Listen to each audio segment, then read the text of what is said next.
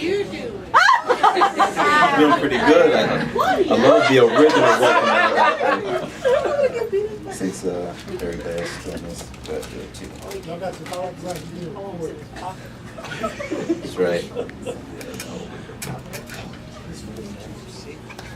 All right. Any vets in here? Vet? Like veterinarians? Close, but no. Like veterans? Like veterans of war, foreign, domestic. Domestic. None?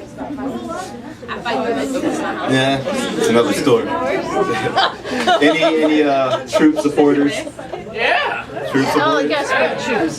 All right. So then let me bring you guys home. This one is called Battlefront. My first tour ended on December 12th. I flew home on an aeroplane that day, leaving the war, stepping through the door right into a whirlwind of pain. Hold on, come on now. This isn't how it's supposed to be. This is not the same. I mean, it is, but it is. I don't think I can handle the change. I feel like King Kong in a concrete jungle trying to juggle this life and my past. Man, I'm going insane. A few days after my initial homecoming, reminded me of missiles incoming, hit without warning in the early hours of the morning. Lights, crashes, explosions, roaring. Man, the threat level of these homeland problems isn't rising, it's soaring. But you see, over there I was less afraid of the insurgents or suspicious Muslim men with possible bombs under their turban. I was more worried about coming home and being a burden to my community and my family, thinking that they wouldn't have me, to the point that I would want to go back, and I would gladly. Because this hell compared to that one, man, that one went too shabby.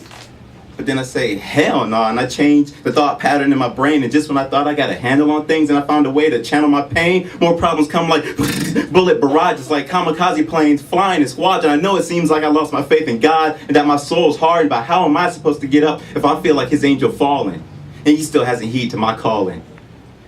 You know, I'm not one for asking for favors, especially from the one that they call the creator, but he could at least throw me a bone or something that works in my favor.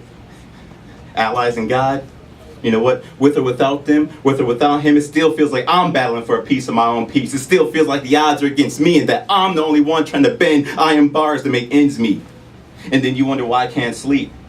Maybe it's because this young soldier is sick from a colder shoulder shown to him by his country for doing nothing but simply following his orders in order to keep this country in order. Or maybe it's because I've already realized that I've been judging the eyes of those who don't support the war. Well, neither do I, but I can't really say that I was forced to board, but I still carried out my duties that you all saw as crimes. And then the rest of y'all don't even recognize what we did. Look, all I'm asking for is your understanding, not your praise, not your ticker tape parade for the sacrifices I made, we made, and those who laid your dog tags down in the grave. For those of you who don't even know, because if you did, your mind would simply just unravel if you could comprehend how we had to travel to hell and back. And I guess fortunately I made it back. But at home, the war continues. At home, it's the same fight, just a different venue. And then you wonder why I went with the notion to cover up my emotion with this emotional bulletproof vest that covers up the scars across my heart so I can perpetrate like I'm hard. And then I wear the smile on my face, like camo or war paint, to cover up my tears and silence the sounds of my battle cry. Integrity to a soldier is number one, but sometimes you just gotta lie to hide the pain and demons that reside inside.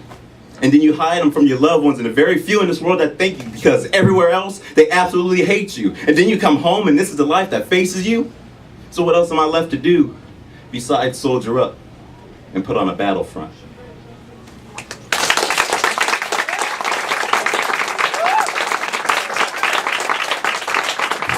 Thank you.